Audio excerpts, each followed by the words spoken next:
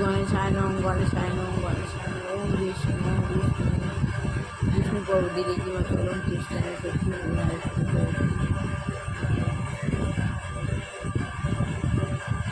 শিব গুরুরা শিব গুরু শিব শিব গুরু গুরু শিব শিব গুরু গুরু শিব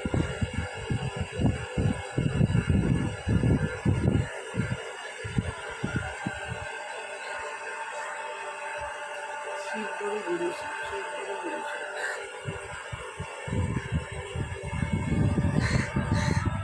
শ্রীরাম শ্রীরাম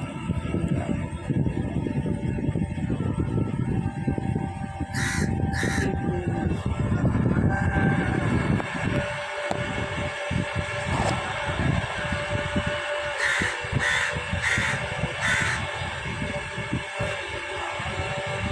শ্রী গুরুদেব যুবকৃষ্ণ পরমহংস দেবা শ্রী শ্রী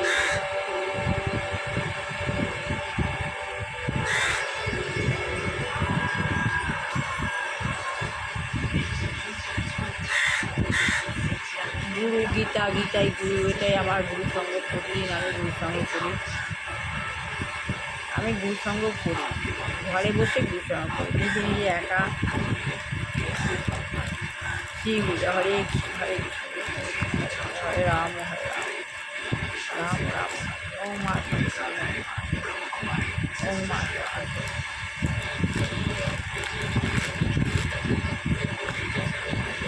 লক্ষিতম সর্বরং জন্ম জন্মনি বন্দে বিষ্ণুপ্রিয়াং দেবী রঞ্জনা।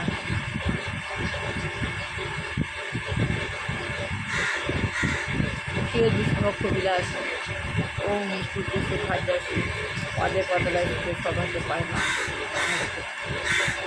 গীতা গীতা যেটা গীতা সেটাই গুরুর গীতা। ওম সাই বাবাই নম সাই বাবাই নম সাই বাবাই।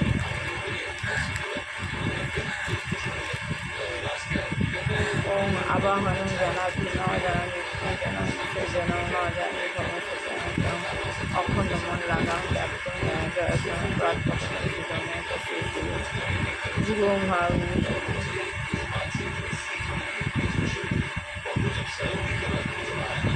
গুরু কর্ম দশটি গুরু। আমি গীতা এখন পড়ছি না, আত্মজ্ঞান লাভের পন্থা বইটা পড়ছি। সবাইকে আত্মজ্ঞান লাভ করতে হবে, তার জন্য এই বইটা পড়ার দরকার। এই অনুষ্ঠানে আমার বইটাও পড়া হয়ে যাচ্ছে। তাহলে সত্য সুন্দর শিল প্রভুপাদে এই প্রবন্ধটি হচ্ছে প্রকাশিত হয় খবর কাগজে, ছাপানো হয়েছিল ব্যাক টু গড হেড পত্রিকা। পত্রিকার নাম হচ্ছে ব্যাক টু গড হেড।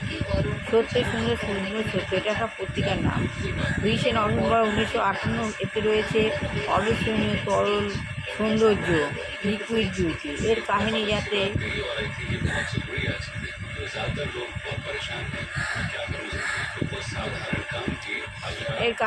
শিল প্রভুপাদ নাটকীয়ভাবে জড়দেহের সৌন্দর্যের অনিত্যতা বিশ্লেষণ করেছেন। সত্য এবং সুন্দর এ তত্ত্ব প্রকাশকারী এই প্রবন্ধটির গুরুত্ব আত্মানুসন্ধানী মানুষদের কাছে অসীম।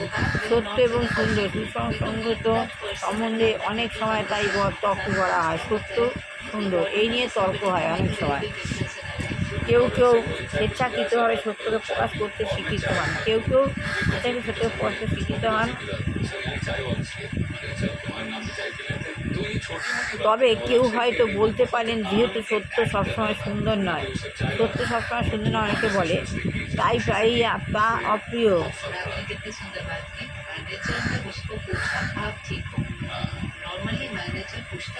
সত্যকে অনেক সময় সুন্দর নয় বলে, তাই এটা অনেক সময় অপ্রিয় ভীতি করে। তাহলে সত্য এবং সুন্দরকে একসঙ্গে প্রকাশ করা যায় কী করে? তাহলে সত্য আর সুন্দরকে একসঙ্গে কীভাবে প্রকাশ করা যায়? তার উত্তরে আমরা বলতে পারি যে সত্য এবং সুন্দর দুটি সুসংগত গুণ।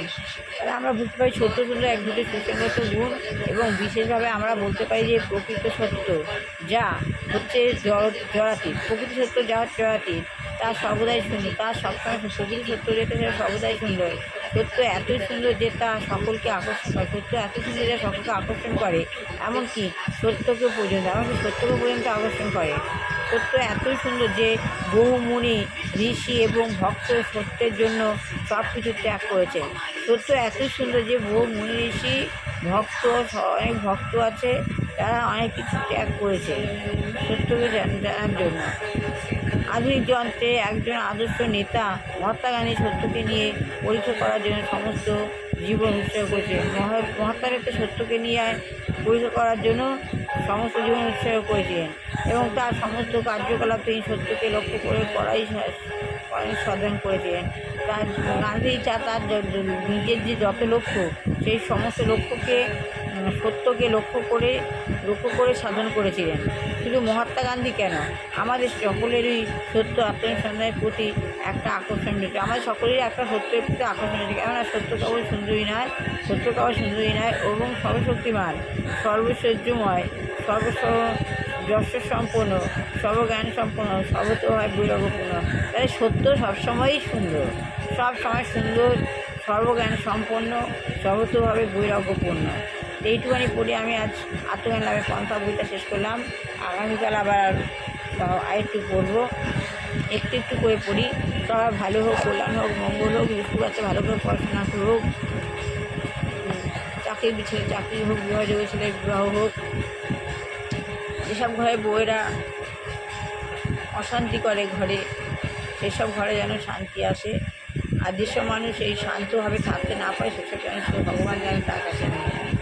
এই বলে আমি আবার আত্মজ্ঞান লাভ পর পন্থা বইটা পড়া শেষ করলাম। সবার ভালো হোক, কল্যাণ হোক, মঙ্গল হোক। আপনিও আপনার ঘরে প্রতিদিন সকালবেলা গীতা করবেন, যে কোনো ঠাকুরের গান নাম চালিয়ে দেবেন, আপনার ঘরের পরিবেশ ভালো হয়ে যাবে, এভাবে প্রিয় হবে, এই প্রভাব সবার মধ্যে হবে, সবার ভালো হবে। এই বলে আমি শেষ করলাম।